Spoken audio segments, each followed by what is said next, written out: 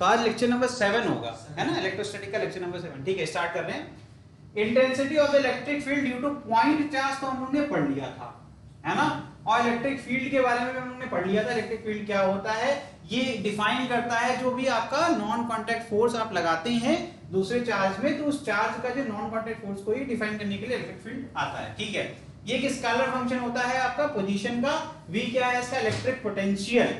ठीक है, electric field in certain space is also visualised graphically in term of line of force, जिसके बारे में मैं आपको बताया था। कैसे बताया था, मैंने आपको कुछ ऐसा डायग्राम बना के बताया था, है ना, पॉजिटिव पॉजिटिव, तो आपको कुछ ऐसा डायग्राम बना के दिखाया था मैंने, है ना, जैसा कि अभी बताया था आरोही, राइट बेटा, नाम भूल जाते हैं आरुषि। ठीक है, थोड़ा टाइम लगेगा, ठीक है, ये सब मैंने बनाया था, है ना। जैसा इसने बोला कि सर वो इंटरसेक्ट नहीं करते हैं, है ना, पैरेलल रहते हैं, तो वो हमेशा आपका अलग डायरेक्शन में जा रहा है। ये क्या हो रहा है, ये रिपल्सिव फोर्स को रिप्रेजेंट कर रहा है। और मैंने आपको सिखाया था कि पॉजिटिव चार्ज होगा तो क्या होगा, हमेशा आउटवर्ड इलेक्ट्रिक फील्ड एमिट करेगा, मतलब रेडियली आउटवर्ड होगा, है ना, ये मैंने आपको सिखाया था। और अगर नेगेटिव चार्ज होगा तो क्या होगा, नेगेटिव क्या होगा, तो रेडियली इनवर्ड होगा, हर डायरेक्शन से सेंटर की तरफ, है ना, इस तरीके से। Is it clear?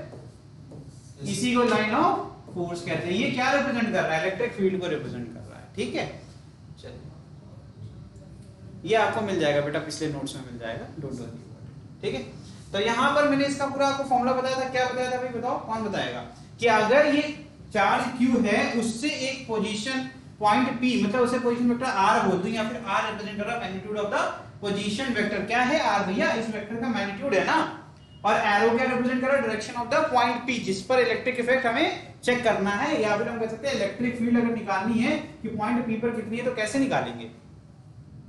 क्या सीखा था हम लोग ने उस दिन, फॉर्मूला डिराइव किया था हम लोग ने, है ना, छोटा सा फॉर्मूला रिप्रेजेंट किया था, है ना। हम लोग ने ऐसे लिखा था, electric field intensity at point P will be represented by F upon force, electrostatic force at point P per unit charge. कैसे किया था, हम लोग ने एक टेस्ट चार्ज यहाँ पे पुट कर दिया था। टेस्ट चार्ज से क्या फायदा, टेस्ट चार्ज क्या होता था, ऐसा चार्ज जो कि खुद किसी के ऊपर कोई इलेक्ट्रिकल इफेक्ट क्रिएट नहीं कर सकता, लेकिन उसके ऊपर सारे इलेक्ट्रिकल इफेक्ट टेस्ट किए जा सकते हैं। मतलब Q1 चाहे या फिर Q चाहे तो इसके ऊपर फोर्स लगा सकता है, लेकिन इन रिटर्न Q0 Q के ऊपर कोई फोर्स नहीं लगा सकता। ठीक है,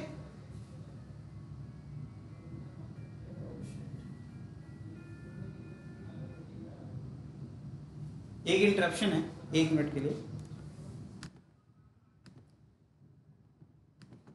सॉरी फॉर द इंटरप्शन बेटा। ठीक है, स्टार्ट कर रहे हैं। एक सवाल है ना, क्या है भाई, देखिए, electric field intensity is defined as force on a unit test charge. बताओ भैया, जल्दी जल्दी बताओ। चलिए देखिए, इसको ऐसे लिखते हैं, रिप्रेजेंट कैसे करते हैं, देखो। चलो ये बता दो तुम, बस कूलेंट फोर्स पता है, बता दो फटाफट बता दो। अनायिता आप भी बता सकती हैं। ये सवाल मैंने एक पूछा कि इसको ऐसे ही क्यों रिप्रेजेंट करते हैं। कल मैंने बताया था Q0 क्या होता है, बेचारे के ऊपर टेस्ट करते हैं, इलेक्ट्रिक फील्ड इंटेंसिटी की मदद से करते हैं। तो अब ऐसे जवाब भी देना होगा क्लास में, ठीक है। क्या होता है, ऐसे शांति से, कुछ अच्छे बच्चे होते हैं ना, आराम से बैठ के पढ़ रहे हैं, जरा सा डिस्टर्बेंस नहीं देंगे, सवाल नहीं पूछेंगे सर हमसे। तो अब बताओ कूलेंट फोर्स कैसे लगेगा, ये तो पता होगा। F इज इक्वल टू क्या होता है, फॉर्मूला क्या पढ़ा है, K Q1 Q2 upon R square. इनके बीच की दूरी तो पता ही है हम लोग को, है ना। तो क्या हो जाएगा, K Q1 क्या है Q, और Q2 क्या है Q0 upon R square into, ठीक है। तो क्या आ गया, ये K Q upon R square magnitude के फॉर्म में, तो हमें फॉर्मूला मिल गया। अगर हमें वेक्टर फॉर्म में लिखना है तो क्या होगा, वेक्टर फॉर्म में कौन बताएगा, जल्दी से बताओ। वेक्टर फॉर्म में कुछ भी नहीं करना होता है, सिर्फ हमें डायरेक्शन चाहिए। तो डायरेक्शन क्या है, ये तुम्हारा हो गया R vector. Is it clear? अच्छा, एक चीज पढ़ी थी हमने, आर यूनिट वेक्टर लिख देंगे तो इसका मतलब R vector upon mod of R vector, या फिर इसको लिख सकते हैं आर वेक्टर अपॉन आर। नहीं पता ये, बस बताओ, जल्दी बताओ, पता है तो। अब क्या करूं, इसका ये उठा के सपोर्ट कर दूं सर। ये तो मैग्नीट्यूड है, लो लो लो, मैं ऐसे कर देता हूं, क्लियर हो जाएगा मामला। ठीक है, अब मॉड लगा दिया, मतलब ये मैंने वेक्टर फॉर्म में नहीं लिखा, मैंने अब पूछ दिया इसी फॉर्मूले को वेक्टर फॉर्म में करके बताओ, जल्दी जल्दी बताओ।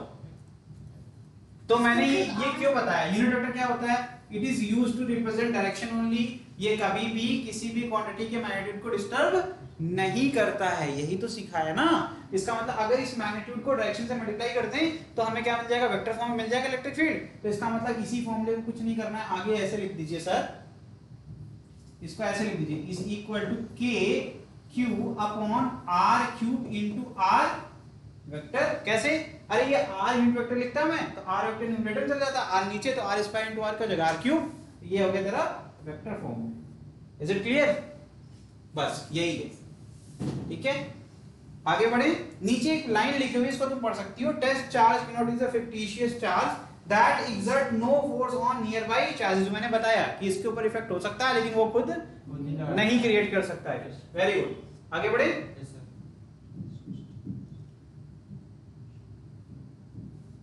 ठीक है, ये कुछ बेसिक्स हैं। It is a vector quantity, हम लोग ने ऑलरेडी देख लिया। इलेक्ट्रिक फील्ड अप्लाई करनी है तो एक डायरेक्शन डिपेंडेंट क्वांटिटी है, इसका मतलब है कि बिना डायरेक्शन के हम कभी भी डिफाइन नहीं कर सकते इलेक्ट्रिक फील्ड को, ना हम फोर्स को भी डिफाइन नहीं कर सकते, राइट। इसका मतलब it is a vector quantity. और ये क्या होता है, इसका जो फोर्स होता है पॉजिटिव चार्ज के लिए वो सेम डायरेक्शन होता है जो इलेक्ट्रिक फील्ड का डायरेक्शन होता है, क्योंकि देखो आउटवर्ड होता है पॉजिटिव चार्ज, मैंने बताया ना कि पॉजिटिव चार्ज से क्या होता है, आउटवर्ड निकलती है इलेक्ट्रिक फील्ड। जो फोर्स होता है रिपल्सिव फोर्स पे आउटवर्ड होता है, ठीक। लेकिन इन केस ऑफ देखिए electric field due to positive charge is always away from it, while due to negative charge it is always towards it. ठीक है, समझ में आ गया, अपोजिट होता है, इनवर्ट होती है। इट्स यूनिट इज न्यूटन पर कूलम। बहुत सिंपल था ये, है ना। क्या होता है भाई, F अपॉन Q, F का क्या होगा, न्यूटन, वही हो गया कूलम। डेरिवेशन क्लियर है, ठीक है। डायमेंशन क्या है, ये डायमेंशनल फॉर्मूला, इसका अगर लिखना है तो कैसे लिखेंगे भाई, न्यूटन का क्या होता है mLT माइनस 2, और नीचे क्या हो जाएगा, कूलम का क्या लिखोगे बताओ, कूलम का क्या होगा, ए और बस। देखो अरे बहुत ठीक है, कोई बात नहीं, बेसिक्स थोड़े से हिले हुए हैं। ये होता है फॉर्मूला। करंट कैसे रिप्रेजेंट करते हैं, चार्ज अपॉन टाइम, ठीक है। थोड़ा लेट हो गई हो, थोड़ी चीजें समझ नहीं आएगी तुमको, ठीक है। तो चार्ज क्या होता है, कूलम, और ये क्या होता है सेकंड, और करंट किस में होता है, एम्पियर। सीखो कैसे कर रहे हैं, तो coulomb is equal two ampere second. Ampere को डायमेंशन में क्या लिखेंगे, ए से ही लिखेंगे सर, क्योंकि डायमेंशन क्या होता है, अगर डायमेंशन नहीं आता है, डायमेंशन का मतलब होता है it is just representation of unit in the form of dimensions, है ना, उसके आप लेटर के फॉर्म में। तो ये सेकंड किसका यूनिट होता है, टाइम का, तो ये हो गया तुम्हारा डायमेंशन ऑफ कूलम। सीखो इस चीज को, तो ये हो गया तुम्हारा ए टी, ठीक है।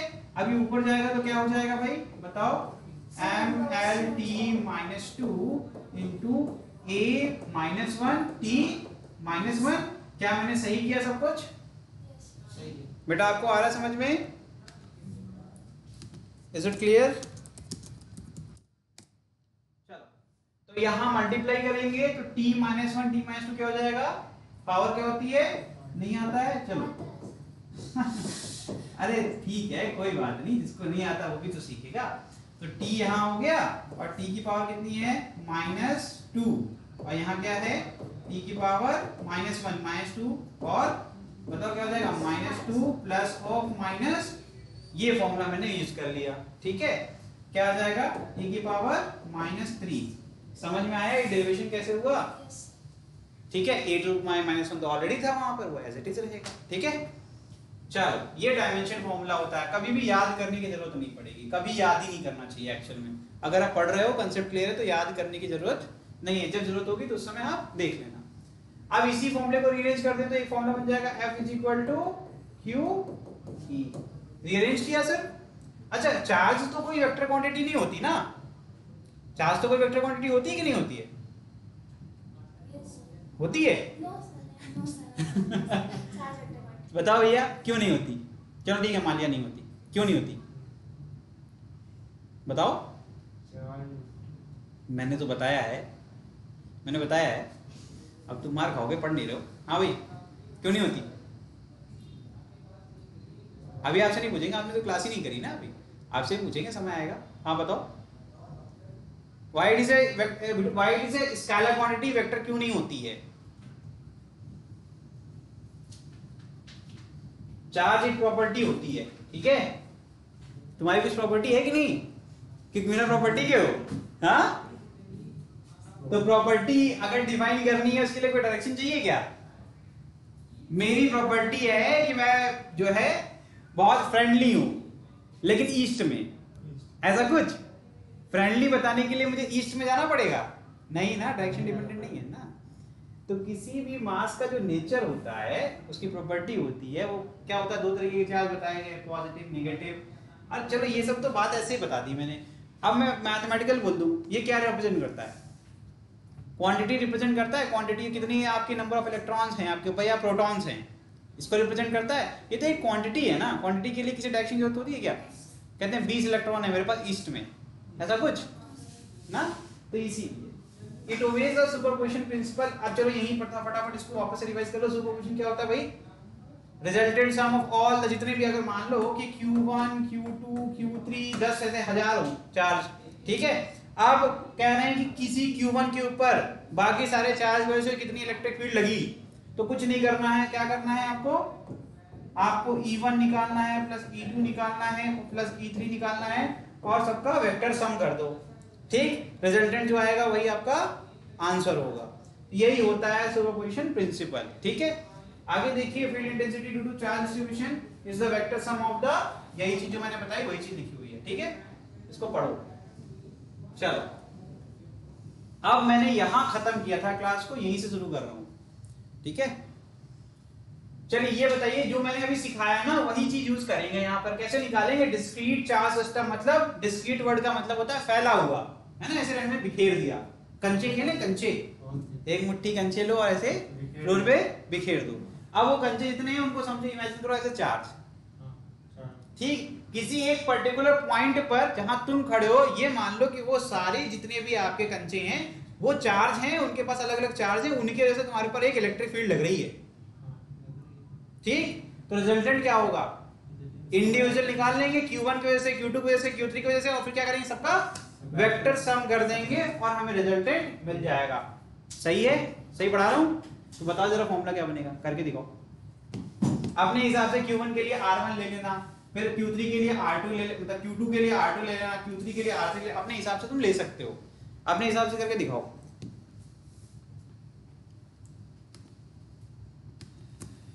और तुम देख के बस थोड़ा थोड़ा दिमाग पे जोर डालो।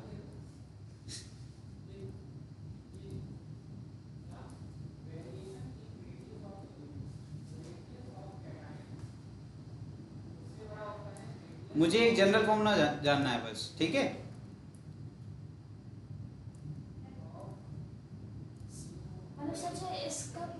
एक जनरल फॉर्मूला बना सकते हैं ना हम लोग।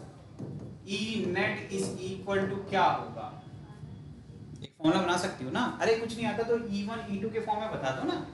5 है तो 5 बार करना पड़ेगा। और फॉर्मूला क्या है? KQ/R²। और Q कौन सा होता है? जो चार्ज की वजह से इलेक्ट्रिक फील्ड क्रिएट हो रही है। इतना सिंपल है। और पोजीशन वेक्टर पे ध्यान देना बस, तुम वेक्टर दिखाना होगा। R1 unit vector, R2 unit vector, यही तो आएगा ना पूरे फॉर्मूले में, और कुछ तो चेंज आएगा नहीं। यही होता है वेक्टर सम, यही करना है।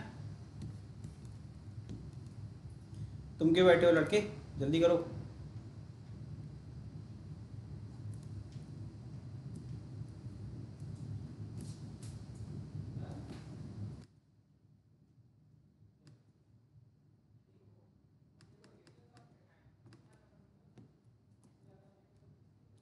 मैं कर दूं? मुझे ही करना है? चलो देखो, सीखो। ये हो गया तुम्हारा Q1, क्या हो गया ये Q, ये क्या हो गया Q2, इसको मान लेते हैं Q3, इसको मान लेते हैं Q4, ठीक है। सिंपल है सबका। ये QI को मैं हटा देता हूँ, ठीक है, वो ith चार्ज है। ये R1 वेक्टर हो जाएगा। इसी तरीके से ये R2 हो जाएगा, है ना। फिर ये R3 बनेगा और R4 बनेगा, यही होगा ना। चलो ठीक है, मुझे कुछ नहीं आता है भाई, मैं तो एक नंबर का गधा हूं, मुझे कुछ नहीं आता है। मुझे सिर्फ इतना सीखा है, जितना सीखा है उतना करेंगे, ठीक है। तो E1 कितना हो जाएगा sir? K Q1 upon magnitude लिखना तो आता है ना, R1 का स्क्वायर होगा, फिर मुझे यहां पर R1 यूनिट वेक्टर लिखना पड़ेगा, यही लिखूंगा ना मैं, या फिर मैं क्या लिख सकता हूं, KQ upon R1Q into R1 vector. क्या मैंने कुछ गलत कर दिया? सही कर रहा हूं ना? अच्छा, सेम तरीके से आपका क्या रिपीट होगा,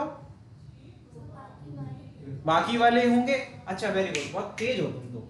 मैं एक चीज यहां लिख देता हूं, Q1 is equal to Q2 is equal to Q3 is equal to Q4 is equal, इसको आसान बना रहा हूं, आता आपको सब है, ठीक है। चलो मैं यहां पर E2 भी लिख देता हूं, ठीक है, क्योंकि इसके बाद मैं ये पूछने वाला हूं, आपसे पूछूंगा, ठीक है। चलो क्या हो जाएगा सर, सर यहाँ पर KQ2 लिखते हैं आप, लेकिन Q सारे बराबर है तो आपने KQ लिख दिया।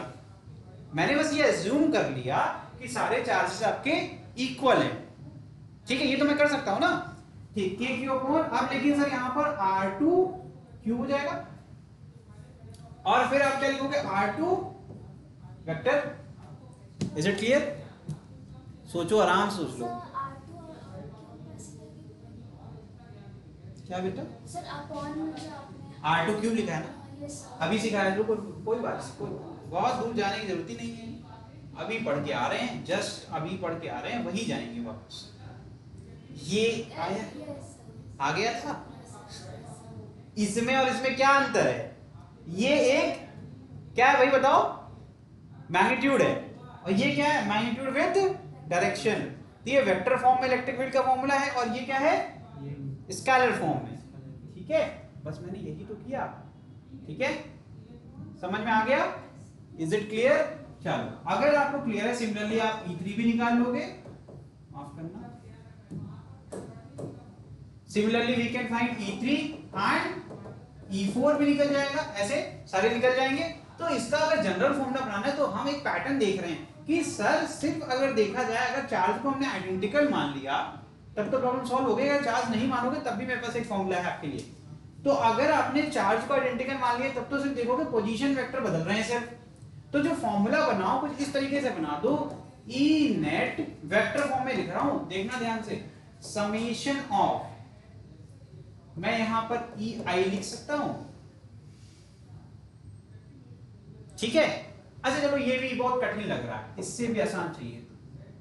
क्या कॉमन है सर, KQ कॉमन है, देखिए इसमें भी KQ आ रहा है, मतलब E1 plus E2 plus E3 plus E4 plus E5 EIth कर देंगे, हर बार तो आपको इलेक्ट्रोस्टैटिक कांस्टेंट K मिलेगा जिसकी वैल्यू 1/4πε0 होती है। अरे Q बदल जाएगा लेकिन वो तो नहीं बदलेगा ना, उसको मैं बाहर ले सकता हूं, ठीक है। कॉमन ले लूंगा तो अंदर क्या बचेगा बताओ भैया, बताओ। यहां बचेगा एक तो RI वेक्टर, ये न्यूमरेटर में बचा, डिनोमिनेटर में क्या बचेगा, RIQ, और I की वैल्यू कहां से, 1 से लेके, फॉर्मूला बन गया। क्यों बड़े भाई, मिलाओ जरा। समेशन का मतलब क्या होता है, अगर कोई चीज आपकी इस प्रकार से लिखी हुई है, ठीक है,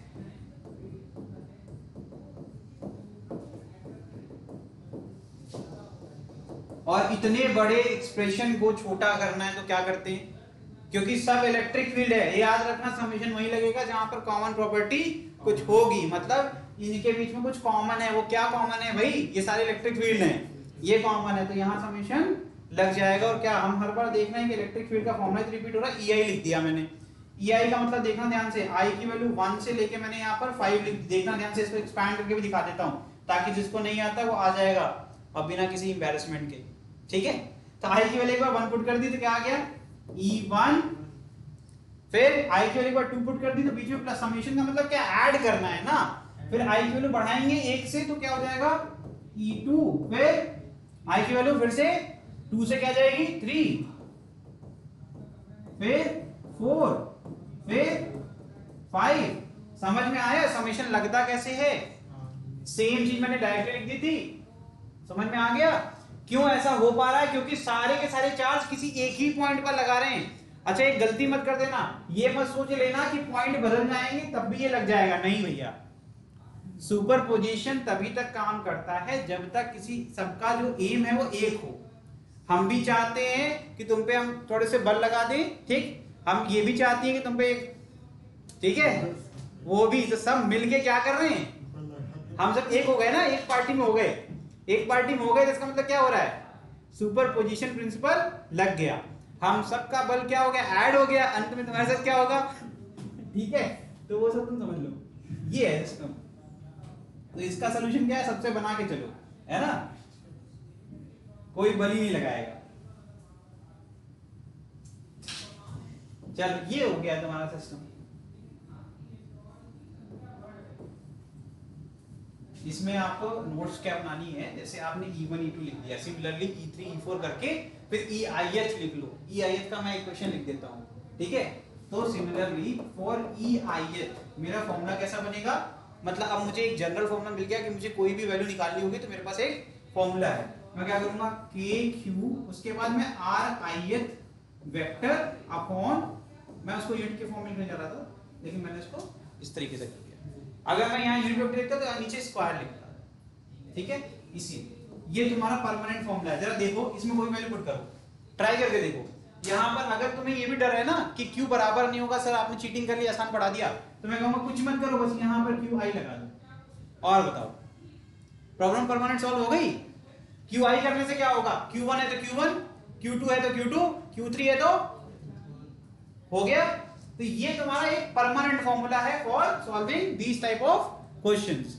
समेशन का फॉर्मूला भी तुम्हारे पास है, अगर आइडेंटिकल होगा तो Q बाहर आएगा, अगर आइडेंटिकल नहीं होगा तो Q अंदर चला जाएगा, है ना। तो दो फॉर्मूले लिख दो, इसके लिए भी दो फॉर्मूले लिखने हैं कि एक ही ऐसे हो जाएगा काम इससे। चलो ठीक है, ये नोट कर लो। अब बताओ ये कंटीन्यूअस का वर्ड का मतलब क्या है।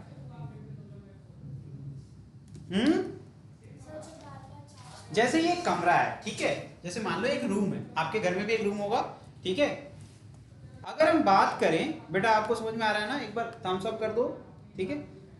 अगर आपके घर में एक रूम होगा तो रूम में क्या होता होगा, अगर मैं पानी गिरा दूंगा, पूरे कमरे में पानी गिरा दूंगा, एक तरफ से मैंने इसे टैप चालू कर दिया, तो क्या होगा, पूरे घर में हर जगह पानी होगा, किसी एक कॉर्नर में होगा। मैंने ये बोला कि घर ऐसा बना है एकदम फ्लैट है, तो हर जगह पे होगा कि ये नहीं कह रहा हूँ कि एक तरफ स्लोप है कि एक तरफ पानी, अभी कह दोगे ना तुरंत इधर इकट्ठा हो जाएगा, इकट्ठा वाला केस नहीं है। आपको मैंने बोला कि ऐसा प्लेटफॉर्म बनाया जो एकदम हर तरफ से लेवल बराबर है, बराबर है। तो अब क्या होगा, मैंने पानी की तरफ चलाया तो थोड़े टाइम बाद क्या होगा, वो टैंक की तरह काम करने लगेगा, है ना, पानी भर जाएगा, हर एक कॉर्नर पे, हर एक पॉइंट पर आप कह सकते हो पानी है कि नहीं, है ना।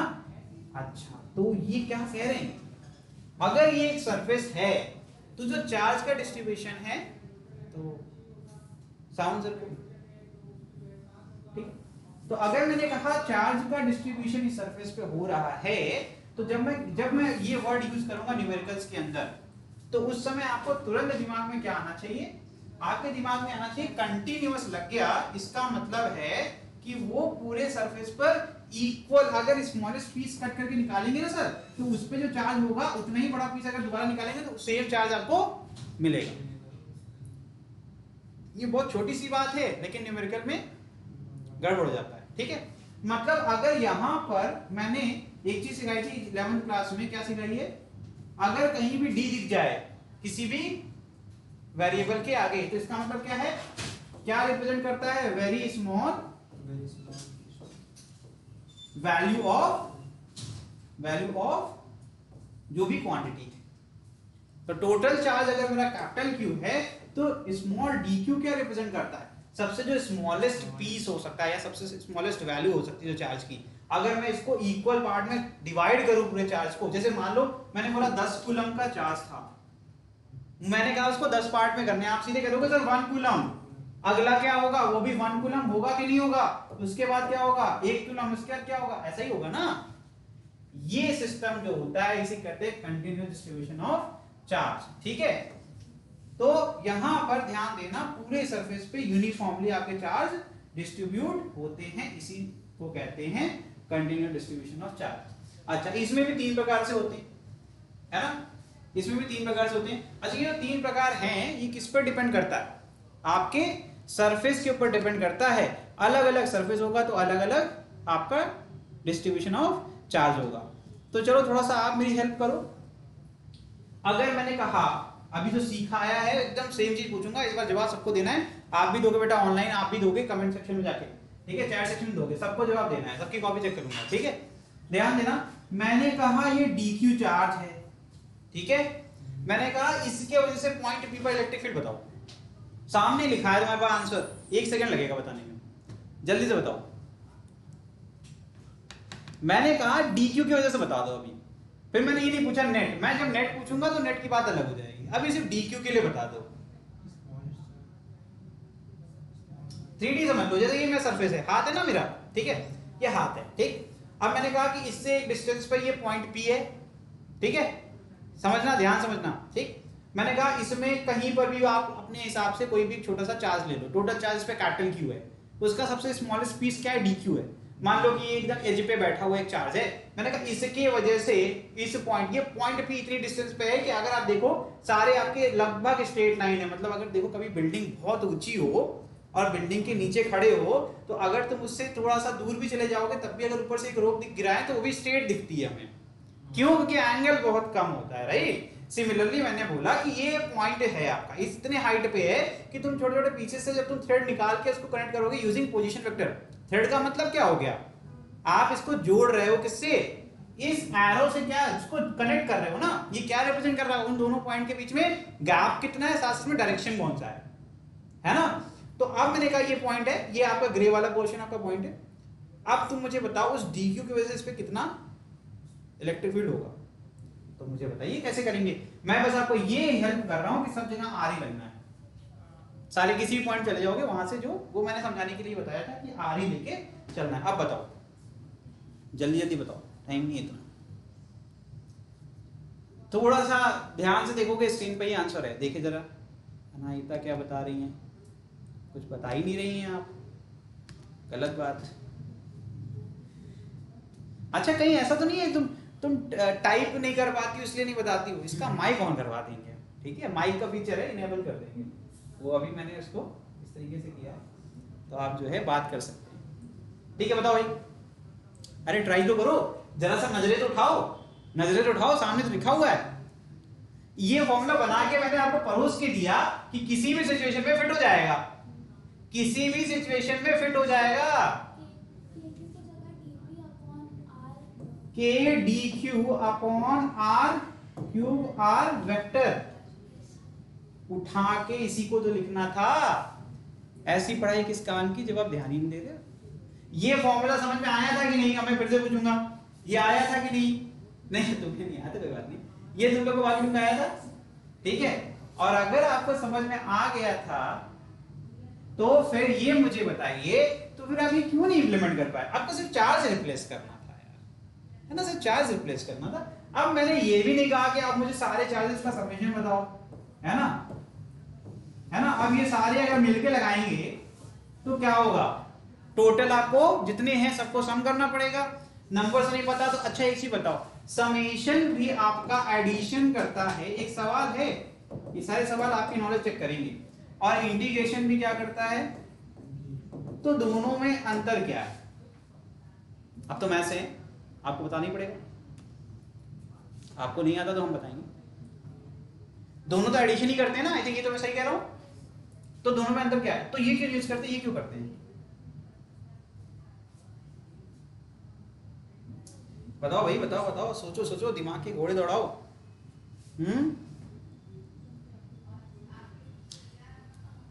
कभी सोचा नहीं ऐसे, चलिए कोई बात नहीं, अब सोच लेना, जो समेशन होता है वो सिर्फ यूनिफॉर्म शेप्स के लिए होता है, अगर यूनिफॉर्म शेप होगा तो उसमें अगर आप स्मॉलेस्ट पोर्शन करेंगे तो आप एक कांस्टेंट एडिशन कर सकते हैं, ठीक है। इसकी लिमिटेशन है कि अगर टेढ़ा मेढ़ा कोई अगर सरफेस हो गया, शेप हो गया, मतलब 3D की बात भी मैं कर रहा हूं, वॉल्यूम की बात भी मैं कर रहा हूं, तो वहां पर समेशन नहीं लगाया जा सकता, ठीक है। लेकिन इंटीग्रेशन आपका नॉन यूनिफॉर्म शेप्स के लिए बनाया गया, ठीक है। उसमें क्या करते हैं, बस डिफरेंस क्या होता है, यहां पर कोई कांस्टेंट रेट नहीं डिफाइन होता, ऐसा नहीं बोला गया है कि E1 E2 E3 E4 E5 E6 E7 E8 E9 सब इक्वल होंगे, ऐसा नहीं बोला जाता। यहां पर डिफाइन करते रेट जो है उसको पहले से फिक्स कर देंगे, यहां पर देखो ध्यान से, है ना, किस रेट पे ऐड कर रहे हैं, डी क्यू, हर बार जो चार्ज जिसकी वजह से इलेक्ट्रिक फील्ड आ रहा है वो क्या है, जो आपका इफेक्ट क्रिएट कर रहा है वो आइडेंटिकल होगा, उसकी पोजीशन अलग हो सकती है लेकिन वो आइडेंटिकल होगा। तो अगर मुझे इसको निकालना है नेट इलेक्ट्रिक फील्ड, तो मैं यहां पर क्या कभी भी समेशन लगा पाऊंगा, नहीं लगा पाऊंगा। मैं क्या लगाऊंगा, मैं इंटीग्रेशन लगाऊंगा। क्या लगाऊंगा बॉस, इंटीग्रेशन। तो नेट इलेक्ट्रिक फील्ड निकालनी है अगर पॉइंट P पर, और मैंने क्या बोला, मैंने कहा dq कांस्टेंट कर दिया, तो मेरे पास एक कांस्टेंट आ गया जहां पर मुझे फ्रीडम मिल गई। मुझे क्या फ्रीडम मिल गई, मुझे फ्रीडम मिल गई कि अब तुम पोजीशन वेक्टर के ऊपर डिपेंडेंट इंडिकेशन कर सकते हो, है ना। तो मैं क्या कर दूंगा, इसका एक फॉर्मूला लिख दूंगा, ई वेक्टर, क्योंकि इसके पहले जो आपने फॉर्मूला लिखा था अगर उसको आपको प्रॉपर करना है, डेरिवेशन करना है, क्योंकि डेरिवेशन सब आते नहीं है इसलिए मैं नहीं कर रहा था, मैं पूरा लिख देता हूं फिर भी, ठीक है। अच्छा देखो DE क्या हो गया, मतलब छोटा सा चार्ज, छोटू सा चार्ज, उसके वजह से इलेक्ट्रिक फील्ड होगी छोटू सी होगी, है ना। तो छोटू सी electric field is equal to k dq upon r cube into r vector. क्या बॉस, ठीक है। मैंने कहा पूरी इलेक्ट्रिक फील्ड चाहिए तो क्या करो भैया, ठीक है। तो यहां पर क्या लिख जाएगा, जो तुम्हारा कांस्टेंट है उसको बाहर ले लो, बचेगा क्या, ठीक है बॉस, ठीक है। अब देखो ध्यान से, यहां पर क्या जाएगा, इसको क्या लिख सकते हैं, net electric field. Is it clear, समझ में आया, ये इसका छोटा सा डेरिवेशन है। अब डिफाइन कर दो किस रेट पे चेंज हो रहा है पोजीशन वेक्टर, उस हिसाब से आप इंडिकेशन कर सकते हो, ठीक है। इंडिकेशन तो आपको आता होगा, समझ में आ रहा है। अब नहीं आता है तो 11th क्लास सेशन कर लेना, 11th में सिखा रहे हैं इंटीग्रेशन कैसे होता है, ठीक है। मतलब फिजिक्स वाला जो इंटीग्रेशन है वो सिखा देंगे, बायो वालों के लिए इंपॉर्टेंट है, मैथ वालों को तो पढ़ने को मिलेगा, इंटीग्रेशन तो पढ़ोगे ही तुम, ठीक है। चलिए अब यहाँ पर डिपेंड करता है, ये जो कंटिन्यूएशन डिस्ट्रीब्यूशन ऑफ चार्ज है ये अलग अलग होता है, मतलब इसमें 3 कैटेगरीज होती है। एक क्या हो गया, अगर एक वायर है, ठीक है, एक वायर ले लिया मैंने, वायर तो बहुत है, ये देखो है ना, ये वायर, तो लंगर लड़ा है कभी, वैसे ही हो गया, ठीक है। ये वायर है, ठीक है। अब मैंने क्या किया, अब मुझे दिख रहा है यूनिफॉर्म है, मतलब ऊपर जितना इसका थिकनेस होगा, पतला सा है, थिकनेस एकदम ना के बराबर है, और नीचे तक, है ना। एक बार देख लेते हैं ऑनलाइन दिख रहा है कि नहीं, ठीक है, हाँ दिख तो रहा है, काम करके दिख रहा है, हाँ ठीक है, यहाँ दिख रहा है, ठीक है। अब मैंने क्या किया कि मेरे पास 10 कूलम का चार्ज था, मैंने उठाया यहाँ पर ले जाके ऐसे छोड़ दिया। अब उसका जितना भी है, अब देखो ध्यान से होता क्या है, अब ये कंटिन्यूस वाली बात सीखो। 10 कूलम का चार्ज है, कैसे वो इक्वल अमाउंट में डिस्ट्रीब्यूट होगा ये सीखो। रटने की कोई जरूरत नहीं, जब तक हम है रटने की क्या आवश्यकता। वैसे तो मैं एक सेकंड बता सकता हूँ, लैम्डा होता है, लैम्डा करके फॉर्मूला क्या होता है, ये सब तो बात ठीक है, लेकिन कब तक रटोगे, कितना रटोगे, एक लिमिटेशन होगी ना। मैंने बोला 10 कूलम पॉजिटिव चार्ज, ठीक। इसके जो स्मॉलेस्ट पोर्शन होंगे तो आपको पता है कि एक फॉर्मूला सिखाएंगे, प्रॉपर्टी होती है कि आपका स्मॉलेस्ट जो होता है वो क्या होता है, चार्ज का होता है इलेक्ट्रॉन, और इलेक्ट्रॉन और प्रोटॉन क्या होते हैं, आइडेंटिकल होते हैं चार्ज के मामले में, ठीक है। मतलब जो स्मॉलेस्ट पीस ऑफ चार्ज होता है वो इतना ही हो सकता है। तो मतलब इसके कितने होंगे, n निकालना है तो क्या कर सकते हैं हम, 10 को e से डिवाइड कर दें, हमें मिल जाएगा, ठीक है। उतना डिटेल में नहीं जाना है क्योंकि हम लोग चार्ज पढ़ चुके हैं। अभी बस मुझे ये जानना है, इसका मतलब है कि क्या होगा, सारे चाइनीज हैं, सारे एक जैसे हैं, सबके पास ताकत भी बराबर होगी, है ना, कोई तेज नहीं होगा या फिर कोई ज्यादा ताकतवर नहीं होगा। तो क्या होगा, जैसे ही 10 कूलम हम यहाँ देते हैं तो सबसे छोटा जो चार्ज है वो क्या करेगा, कहेगा भैया मुझे इतनी जगह चाहिए, दूसरा वाला कहेगा मुझे भी इतनी जगह चाहिए। क्यों, अब उन लोग फाइट करके जीत पाएंगे, कभी नहीं जीत पाएंगे। तो यहां से एक वर्ड आता है इक्वी डिस्टेंस। क्या, इसका मतलब क्या है, जितने भी आपके चार्ज होंगे वो बराबर दूरी पर होंगे। रीजन क्या है, उनके बीच में जो कूलम्बियन फोर्स है वो बराबर है, इक्वल एंड अपोजिट। जैसे मान लो इस पेन को मैं खींच रहा हूं, दोनों तरफ से बराबर, इधर से मैं खींच रहा हूं, इधर से भी खींच रहा हूं, कहीं जा रही है नहीं, अब ये कमजोर कर रहा हूं, देखो ऑटोमेटिक जा रहा है ना, इसका मतलब मैं फोर्स लगा रहा हूं, दिखाने के लिए नहीं कर रहा हूं, ठीक है, समझ में आ रहा है ना। तो ये यही है, यहां पर जितना फोर्स ये लगाएगा उतना ही फोर्स ये लगाएगा। अब लिमिटेड स्पेस है तो क्या होंगे, सारे यूनिफॉर्मली इक्विडिस्टेंस पे सेट हो जाएंगे। तो क्या ऐसा लगेगा कि हर जगह बराबर चार्ज डिस्ट्रीब्यूटेड है, इसी कहते हैं कंटीन्यूअस डिस्ट्रीब्यूशन ऑफ चार्ज। अब यहां पर एक लाइन जैसा है क्योंकि इसका कोई सरफेस एरिया नहीं है, पतली सी वायर है जिसमें ये चौड़ाई नहीं है ना, बहुत पतली सी वायर है, तो इसको क्या कहते हैं, लीनियर चार्ज डिस्ट्रीब्यूशन। लिखो इसको, नोट्स बनाओ थोड़ी, ठीक है, इसके लिए नोट्स बनाओ, मैं लिखवा रहा हूं।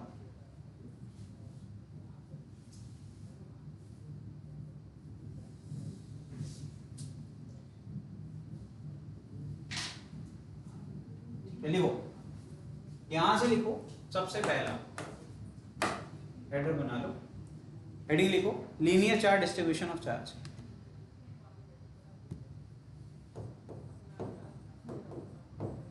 लीनियर चार्ज डिस्ट्रीब्यूशन, समझ में आ गया? लीनियर चार्ज डिस्ट्रीब्यूशन का मतलब क्या हो गया बेटा, कि आपका अभी मैंने बताया था लाइन चार्ज, मतलब जैसे ये है ना आपका स्टैंड है, इस पे देखिए चार्ज हमने डिस्ट्रीब्यूट कर दिया, ठीक है। तो यहां पर अगर आप कभी भी डेंसिटी निकालेंगे, मैंने क्या बोल दिया, डेंसिटी। डेंसिटी क्या होता है, अभी क्लास की डेंसिटी क्या लो है, अभी क्या हो जाए, सारे सीट पर आपके बैठ जाए, ऑक्यूपेंसी हो जाए, अभी क्या होगा, डेंसिटी ज्यादा हो जाएगी। डेंसिटी कैसे डिफाइन किया, मतलब आपके एक फिक्स वॉल्यूम में जो अमाउंट ऑफ, जो जितने छोटे छोटे मॉलिक्यूल्स है वो कितने दूरी पर है ना। गैस में क्या होता है, डेंसिटी ज्यादा होती है कम होती है, कम होती है ना, कम होती है, ठीक है। अब यहाँ पर अगर हम बात करें लीनियर चार्ज डिस्ट्रीब्यूशन को, हम लैम्डा से नोट करते हैं, तो लीनियर चार्ज डेंसिटी कितनी होगी, charge, total charge per unit length. ये बना कैसे, ऐसे बना था, देखो ध्यान से। अगर यहां पर डेंसिटी की बात करें तो मास और डेंसिटी होती है, क्या देते थे, मास पर यूनिट वॉल्यूम, यही तो होता था आपका डेंसिटी, है ना। अब इजी से सीखो, अब हमने मास को रिप्लेस कर दिया विद चार्ज, तो टोटल चार्ज में ना, और मुझे कितने पे डिस्ट्रीब्यूट करना है, एक लेंथ पे करना है ना, जिसकी लेंथ कितनी है, L, तो लैम्डा क्या हो जाएगा, Q/L, यही तो है ना। अब मुझे इलेक्ट्रिक फील्ड बताओ in terms of lambda, in terms of lambda बताओ। तो कैसे कह सकते हैं, अरे सर बहुत टेंशन देते हो, हमें पढ़ाते आसान आसान हो और पूछ लेते हो कठिन कठिन, है ना, यही तो प्रॉब्लम है तुम लोग की। अब यहां पर एक काम करो, dq लगा था तो इंडिकेशन लगेगा, dq हटाना तो मतलब q से रिप्लेस करो, तब वो इंडिकेशन नहीं लगेगा, ठीक है, लो कर दिया तुम्हारे मन की, देखते ना ध्यान से, वही जो तुमने सीखा है बस वही लिखूंगा। k q ना, q को क्या लिख सकते हैं, q is equal to lambda into l, q को लिख सकता हूं, क्रॉस मल्टीप्लाई कर दिया तो क्या हो जाएगा, अच्छा लैम्डा l लिख रहे हो, गलत हो रहा है, अब क्यों, क्योंकि dq था, मैं कहूंगा लो तुम्हारे लिए और आसान कर देते हैं, मैंने कह दिया कि जो तुम्हारा dl लेंथ है उस पर जो चार्ज होगा वो स्मॉलेस्ट चार्ज होगा। अब मैंने चार्ज को कट करने की बजाय, पिछली बार और इसमें अंतर है, इस बार मैंने कहा कि लेंथ का सबसे छोटा पीस कट करेंगे, सबसे छोटा पीस मैंने कहा जो पॉसिबल था वो डीएल था, उसमें जो चार्ज होगा वही सबसे छोटा होगा। तो इसका मतलब है अगर मेरे को डीक्यू निकालना है, डीक्यू निकालना है तो क्या हो जाएगा, डेंसिटी तो सर, डेंसिटी तो कांस्टेंट होती है, उसको फर्क नहीं पड़ता है कि आप छोटे पीस में बैठे हो या फिर, इसीलिए डेंसिटी को डिफाइन करते हैं, क्योंकि वो क्या करता है, पूरे आपका अगर लेंथ है तो पूरी लेंथ के स्मॉलेस्ट पोर्शन पे जितना चार्ज होगा उसके हिसाब से डेंसिटी हो जाएगी। तो डेंसिटी किसी मटेरियल की क्या होती है, कांस्टेंट होती है ना, चाहे आप उसका वॉल्यूम, एरिया, लेंथ कुछ भी चेंज करिए डेंसिटी बदलेगी नहीं। इसका मतलब है सर, क्या ये सही लिख दिया मैंने, ठीक है। अब ध्यान से देखना, अरे ये मैंने इधर लिखना था, इधर लिखना था, माफ करना गलती हो गई, थोड़ा जल्दीबाजी में इधर निकल जाते हैं, ठीक है, कोई बात नहीं, ठीक। अब क्रॉस मल्टीप्लाई कर दे तो dq इज इक्वल टू, ठीक है, ठीक है। अब नीचे कुछ करना है, अगर मैग्नीट्यूड लिखना है तो ऐसे लिख दो, और अगर वेक्टर फॉर्म लिखना है तो r³ करके, अब इसका इंटीग्रेशन यहां लगेगा, k तो कांस्टेंट है। Is it clear, is it clear, ठीक है बॉस, खुद से किया तुमने, हमने कुछ नहीं किया। और इसका इंटीग्रेशन कहां से कहां तक होगा, 0 से l, ठीक है, टोटल लेंथ के लिए होगा, ठीक है, इस तरीके से तो करना है।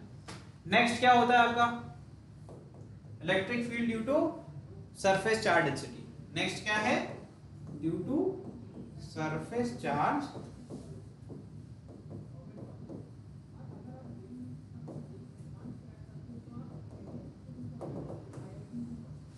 ठीक है।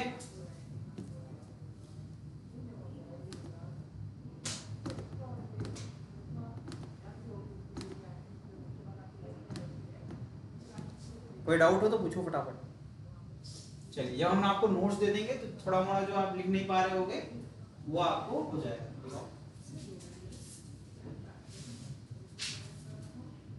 उधर का थोड़ा अच्छा होगा। स्पेलिंग सही नहीं, इंपॉर्टेंट इंग्लिश का तो है लेकिन कंसेप्ट आना चाहिए। Due to surface charge density, ठीक है। तो इतना वर्ड समझ में आ रहा है कि सरफेस होगा, कुछ एरिया का चक्कर होगा, है ना। पिछली बार तो सर ने एक वायर पकड़ा दिया था, है ना, उस वायर पे बोल दिया था कि आपका टोटल चार्ज को डिस्ट्रीब्यूट कर दिया। अब मैंने एक एरिया ले आया, ठीक है, क्लियर है बॉस। अब मैंने क्या कर दिया, यहां पर ऐसे ले आके 10 कूलम का चार्ज छोड़ दिया। फिर से वही होगा, फिर से लड़ेंगे सारे के सारे, लेकिन इस बार जगह बहुत है ना। पूरे सरफेस पे क्या हो जाएगा, डिस्ट्रीब्यूशन हो जाएगा। तो जो जो सिंबल यूज करते हैं फॉर सरफेस चार्ज डेंसिटी, लिखो सरफेस चार्ज डेंसिटी को डिनोट किया जाता है सिग्मा से। किससे? सिग्मा से, ठीक है। तो सिग्मा की वैल्यू किसके बराबर हो जाएगी बताओ? Total charge per unit total area.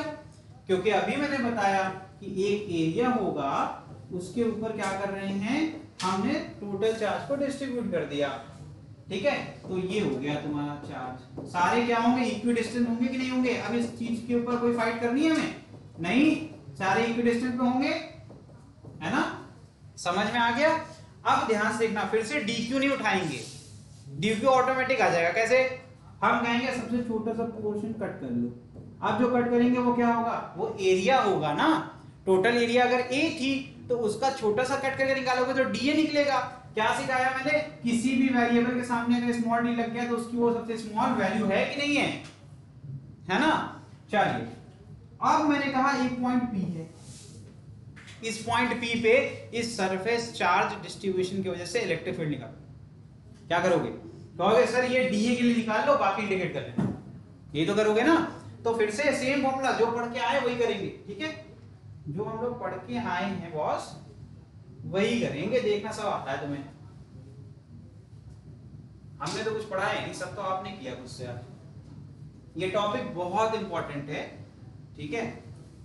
तो अब आप बताइए, इलेक्ट्रिक फील्ड का फॉर्मूला क्या सीखा था आपने?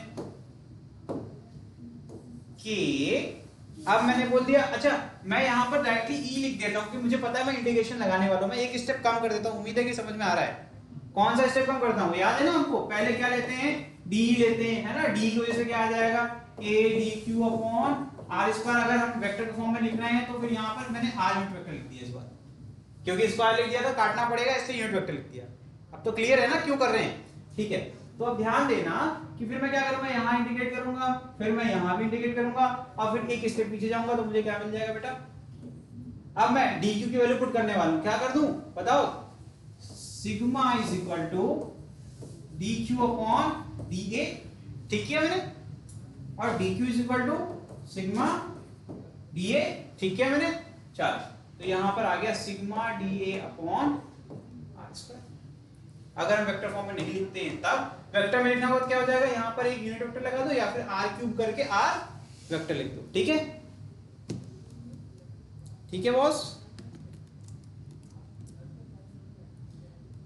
चलिए, नोट्स बनाना साथ में, ठीक है।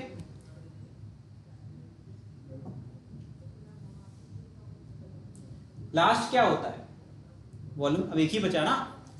अगर कोई भी ऐसा बॉक्स टाइप का शेप होगा, है ना, तो उसमें अगर हमने चार्ज डिस्ट्रीब्यूट कर दिया तो क्या होगा, वॉल्यूम कैप्चर करता है वो। लास्ट क्या है, due to electric field due to volume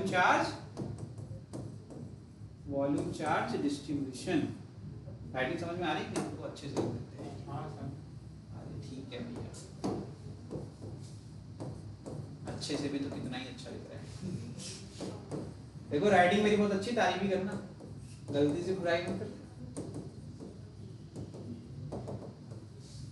ठीक है। अच्छा, अब ये पोर्शन अलग हो गया। वॉल्यूम चार्ज डिस्ट्रीब्यूशन के लिए क्या करें? तो सर एक चीज है, यहां पर जो सिंबल होता है उससे डरना नहीं है, ठीक है। वॉल्यूम चार्ज डेंसिटी वो दिखता आपका सेम है टू द जो आपका मास वाली डेंसिटी होती है, ठीक है, रो, क्योंकि दोनों में वॉल्यूम होता है, ठीक है। वहां चार्ज देखो एक और इसका रीजन बता देते हैं। आपका जो मास है वो जहां चार्ज होगा वहां मास होगा, लेकिन जहां मास होगा वहां चार्ज होगा, ये कंपलसरी नहीं होता। इसीलिए जो डेंसिटी यहाँ रिप्रेजेंट कर रहे हैं, जब हम चार्ज अपॉन वॉल्यूम लिख रहे हैं तो कहीं ना कहीं जब चार्ज हो गया जिसका मास तो था ही, तो डेंसिटी का सीधे सेम सिंबल यूज कर लिया। ठीक है, तो टोटल चार्ज, अगर टोटल चार्ज कैपिटल Q है upon total volume of the जो भी आपका यूनिट है। समझ में आ गया? फिर से वापस से अगर हम क्या करें, इलेक्ट्रिक फील्ड निकाल रहे हैं, electric field will be equal to K integration of, वापस से देखना, रो डी वी। ठीक है, मैंने एक और स्टेप कम कर दिया। सर आप क्या चीटिंग कर रहे हो? तो छोटे वॉल्यूम में छोटा चार्ज है ना, बस यही यूज कर लिया मैंने अपॉन। ठीक है, मैंने मैग्नीट्यूड के फॉर्म में लिखा है, वेक्टर फॉर्म आपको अच्छे से सिखा चुका हूं। जहां पर भी मैंने ऐसा किया मोड लगाया होगा। ठीक है, क्लियर है बॉस? इतना आया थोड़ा बहुत समझ में? चलो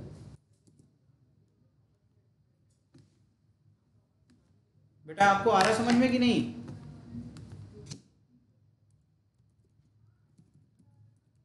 नोट्स बन रही है तुम्हारी? कोई डाउट हो तो पूछ लेना। मैंने इसकी नोट्स हमेशा अपलोड कर देता हूँ। ठीक है, जो भी क्लास में पढ़ाया है ये सब अपलोड हो जाएगा आपके ऊपर, वहां भी देख लेना और आपको प्रिंटेड भी मिल जाएगा ऑफलाइन वालों को। ठीक है, चलिए नेक्स्ट। टाइम हो गया। नेक्स्ट क्लास में हम लोग इसके एप्लीकेशंस पढ़ेंगे। ठीक है, electric field due to uniform charge ring. अच्छा चलो थोड़ा बहुत बता देते हैं, ये होमवर्क दे दें क्या? ये करके आ सकते हो, इसका फॉर्मूला खुद डिराइव कर लोगे। क्या करना है, कुछ करना है इसमें? देखिए अगर हम सेंटर पे निकालना चाहते हैं तो सेंटर पे कितना आएगा इलेक्ट्रिक फील्ड? आप भी तुरंत बता दो यार, तुरंत 1 सेकंड में आंसर तुम दे सकते हो, बस कॉमन सेंस यूज करना। मैंने अभी बताया कि सब लड़ेंगे और लड़ेंगे, सब चाइनीज हैं, चाइनीज है तो आइडेंटिकल है तो इक्विडिस्टेंट हो जाएंगे। अब सोचो वहीं से सेंटर पे जाना है तो यहां एक बना हुआ है पेयर, जो यहां बैठे हैं उनके अपोजिट वाले बराबर हैं, जितनी इलेक्ट्रिक फील्ड ये लगाएगा उतनी वो लगाएगा, तो ऐसा कोई ऐसा जगह नहीं बचेगा जहां पर सर्कुलर है ना, तो equal and opposite, equal and opposite, equal and net क्या हो जाएगा? 0। बुद्धि क्यों लगानी है जब आपके पास इतना कॉमन सेंस है? यहाँ लिखा भी हुआ था। ठीक है यहाँ लिखा भी हुआ था। ठीक है, होमवर्क क्या दे इसको, क्या होमवर्क करोगे तुम लोग? ऑलरेडी इतने इंटेलिजेंट हो। ठीक है, चलो लेकिन अब मैंने जो होमवर्क देना है वो ये है, अगर ये सेंटर से एक परपेंडिकुलर डिस्टेंस x है, ठीक है,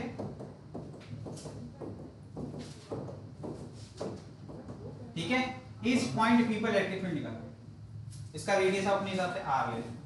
अगला ही टॉपिक है, इस पॉइंट P पर इलेक्ट्रिक फील्ड निकालो। टोटल चार्ज आप कितना ले सकते हो? Q ले सकते हो। ये सबमिट करोगे, मुझे बता दे रहा हूं, ऑनलाइन भी सबमिट हो सकता है, असाइनमेंट क्रिएट हो जाएगा। ठीक है, असाइनमेंट सेक्शन जाके अपलोड कर देना, ऐसा चीटिंग नहीं करनी है, आसान है, बहुत आसान है, पाइथागोरस लगा लेना, बहुत सिंपल सा।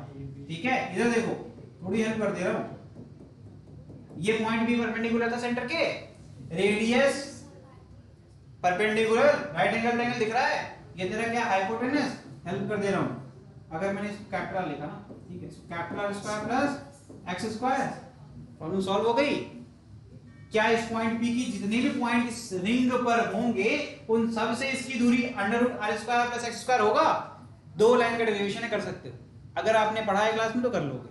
ठीक है, छोटा सा डेरिवेशन है लेकिन थोड़ा सा दिमाग लगाना पड़ेगा। हेल्प मैंने मेजर हेल्प आपकी कर दी। ये तुम्हारा क्या हो गया, आप इसको dl ले लो, रिंग है ना, रिंग की थिकनेस नहीं होती, अच्छा याद रखना, रिंग की थिकनेस नहीं होती, लीनियर चार्ज डिस्ट्रीब्यूशन का केस है ये सब छोटी छोटी बातें होती हैं, ये आपको पता होनी चाहिए। अगर थिकनेस ले ली और एरिया मान लिया तो इसका मतलब है कि इसका एक इनर रेडियाई होगा, एक आउटर रेडियाई होगा। मेरी बात समझे? अगर ये इतना मोटा रिंग हो गया तो सेंटर से एक अंदर वाला इनर रेडियाई और एक बाहर वाला आउटर, तो वो तो केस अलग हो जाएगा। ये रिंग है मतलब एक वायर था मेरे पास, एक वायर था ये वाला, इसको दिखना चाहिए ना, हाँ ठीक है, नहीं या तो मैं इसको निकाल लूँ, वो क्लास तो खत्म हो ही गई।